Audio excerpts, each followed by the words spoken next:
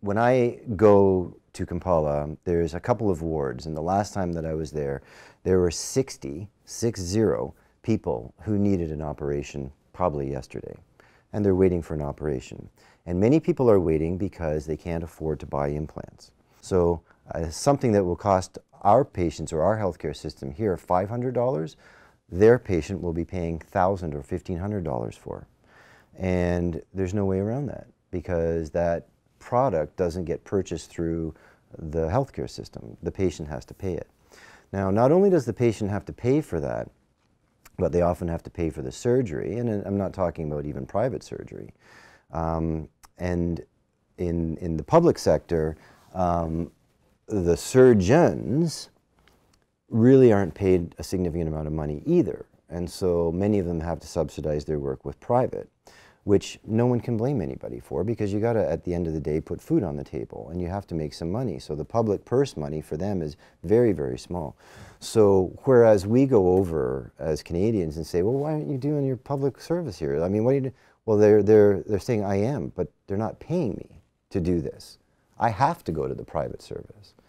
And in Canada, we don't think about that. Why is this patient not getting surgery? Well, he can't afford the implant. His family has to take out a loan, and they're actually going to all their other family members to try and get the loan. Oh, and by the way, their kids had to quit school, and so now they have to work to support this. Oh, and by the way, there's no food in the hospital, so they have to bring the food and look after the linens.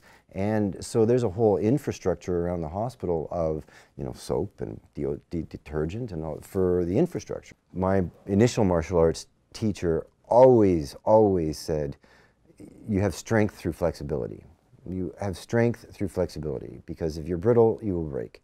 So now I start to think, okay, well, this is actually, okay, so how do we work this now? Okay, so the surgeon's got to make, so how can we actually put some money in the surgeon's pocket?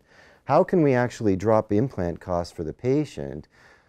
And then it becomes an exercise in, this is actually, you know, these challenges are not overcomable. Let's work together and see what we can do.